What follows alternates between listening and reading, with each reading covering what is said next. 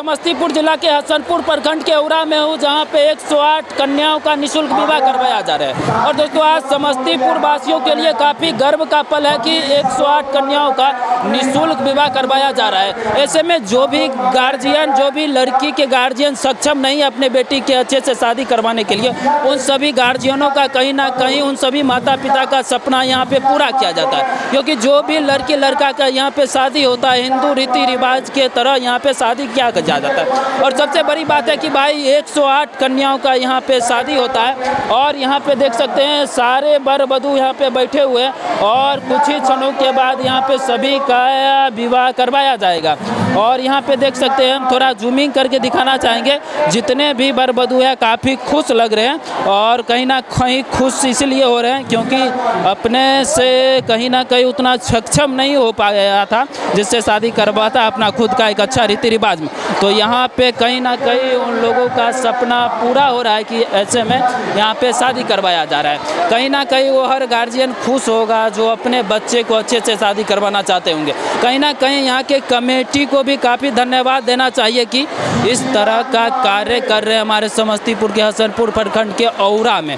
और कहीं ना कहीं आज समस्तीपुर के हर एक नागरिक खुश है क्योंकि ऐसा कार्य समस्तीपुर के हसनपुर के औरा में पहली बार हुआ है। क्या कुछ कहिएगा, इतने बड़े कार्य हो रहे हैं? सबसे पहले यहाँ के जो व्यवस्थापक महोदय हमारे माननीय समाज सेवी कुंदन सिंह जी को मैं बधाई देना चाहूँगा। इन्होंने एक ऐतिहासिक यज्ञ किया है जिसमें बता दूं कि लगभग 108 कन्या की जो विवाह हो रही है, ये हमारे समस्तीपुर जिला के गर्व की बात है और पहली बार हो रही है। और खास करके जया किशोरी जो भारत के लोकप्रिय कथावाचिका है, वो पहली बार हमारे सरजमी मिथिला की पावन धरती पाए हैं। और जो इनका जग रहा, जो कथा रहा, शायद श्रद्धालुओं की भीड़ आप देख रहे हैं कि जिस तरह उन्होंने प्यार दिया और भक्ति में दुनिया से इन लोगों को इतना लुभान्वित कर दिया कि लोग दीवाने हो गए, भगवान के दीवाने हो गए। और खास करके आज 2 तारीख है और जो समय आप अपने देख रहा है, अभी लाइव सेशन में देख रहे हैं, अभी 108 कन्या की विवाह हो रही है। और वो कन्या है जिसे आर्थिक स्थिति बहुत कमजोर है और समाज सेवी कुंदन जी ने एक वर वधू को जोड़ी लगाने का काम किया, एक परिवार बसाने का। मैं कुंदन जी का भी मतलब हमारे समाज सेवी कुंदन जी हमारे गार्जियन है, मैं उनका भी धन्यवाद देना चाहेंगे। उन्होंने